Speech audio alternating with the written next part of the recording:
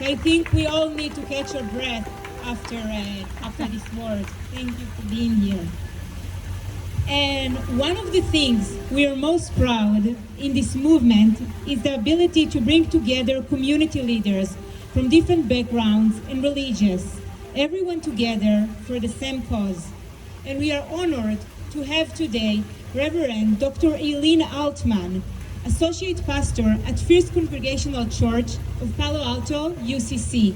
Please welcome Reverend Eileen.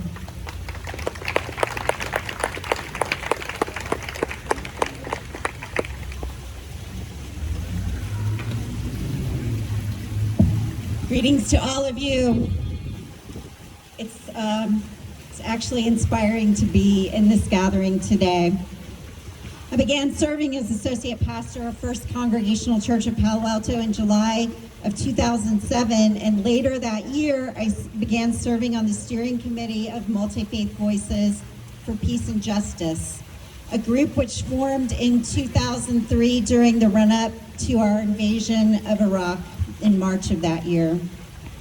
Our steering committee is made up of Christian, Jewish, Muslim, Baha'i, Buddhist, Unitarian, and other faith traditions. We've held a variety of public actions over the years to call for peace and to speak against injustice. But like most multi-faith groups, the one topic and place we have struggled to come to consensus about is Palestine-Israel. There have been painful conversations at times, and some have left our steering committee after these painful conversations. I want to thank Libby Traubman for inviting me to speak to this gathering today. Lynn and Libby helped to facilitate a conversation amongst our steering committee about Palestine-Israel several years ago. And I'm deeply grateful to them for their accumulated wisdom in calling together folks to have such conversations. They've done that work for year after year after year. And Lynn's memory is a blessing to me, and I know to all who knew him. As a Christian who's made my own journey from Christian Zionism toward a perspective that is now anti-Zionist, and I know that saying that makes some of you uncomfortable, but it's only fair that you know where I stand as I speak. I want to bring you today some voices of Christian colleagues and friends of mine who have made recent pilgrimages to Palestine.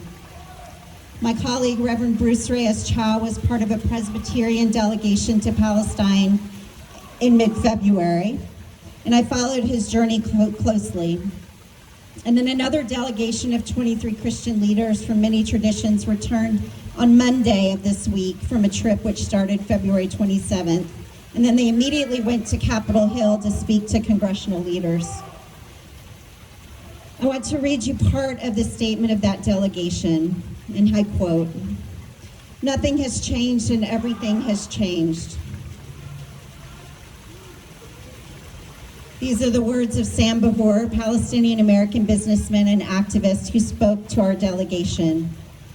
Nothing has changed because the deadly oppression of the Palestinian people has been ongoing for 76 years. Everything has changed since October 7th, the day Hamas fighters pierced the walls of the concentration camp called Gaza. As followers of Jesus, we embrace nonviolence and so grieve for all who have died, including the victims of the Hamas attack. Nevertheless, as our Palestinian friends reminded us, the violence did not begin on October 7th. It must be understood in the broader context of at least 17 years of Israel's inhumane strangulation of Gaza by land, air, and sea, 76 years of a continuing Nakba since 1948, and over a century since the rise of Zionism. In the past 150 plus days, Gaza has become a killing field. Israel's response against the Palestinian people is disproportionate by orders of magnitude. The atrocities perpetrated by the IDF on Gaza by land, sea, and air are broadcast before our eyes on our phones in real time. We watch in horror. Entire families die in their beds under Israel's bombs. Apartment blocks, schools, hospitals, churches, and mosques, markets are leveled Relief and food convoys are denied entry at the Egyptian border. Mass starvation is rampant. I'm going to skip ahead. You know these things. They say, we conclude it is nothing less than an attempt to wipe Palestinian history, tradition, and culture from human memory, the very definition of genocide. Now, this statement continues for many more paragraphs, describing more horrors, more pleas for action from Americans. The statement recognizes our responsibility as Americans for much of the human rights violations Israel has felt and continues to feel emboldened to do. They say this is a U.S. war, the weapons are U.S. made, the money is U.S. money, the shameful United Nations veto against a ceasefire is U.S. policy. We say it again loudly and clearly, this is a U.S. war. I recognize that there is much in this statement, including many things that I chose not to read to you, that would infuriate many in this gathering, either by saying too much or by not saying enough. Some of us focus our attention and anguish on the brutal violence and lives lost on October 7th and the hostages still held by Hamas.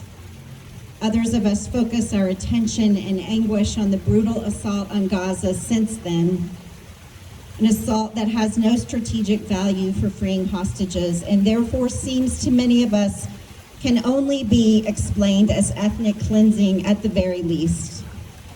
My spiritual journey, my call as a follower of Jesus, is to focus my attention and anguish on all of those who are suffering, all of those who are grieving. Nonetheless, it is clear to me that the current balance of military and political power leaves Palestinians much more vulnerable. I wrote more, but for the sake of time, I'm going to skip ahead a little bit.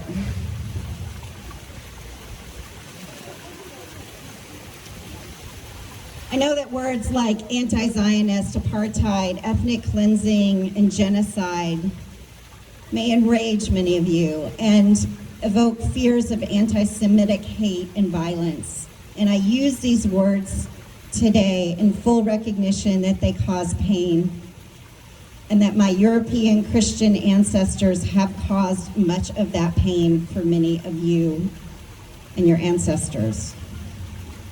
But I also cannot be silent as I witness what is happening to my siblings in Palestine and to Palestinians in the United States who are being victimized by violence and hate. The unjustifiable actions of the state of Israel in Gaza and the West Bank are also making, I think, Jews in our country and around the world less safe. So I close today with words from a recent statement crafted by our Multi-Faith Voices of Peace and Justice Steering Committee, words which reflect the wrestling together among us of many different difficult conversations over many hours. This is what we say. It is time for all of us, people of faith and goodwill everywhere, civilians and leaders alike, to embrace and follow the ancient and true wisdom. To save one life is to save the whole world. Let us, as a global community, pledge ourselves to work with all of our being so that instead of destroying life, we can save one life, and then another, and then another, on the quest to save the whole world. For the sake of both Palestine and Israel and all human beings involved, it is time for a ceasefire on both sides. It is time for the safe release of all hostages and political prisoners.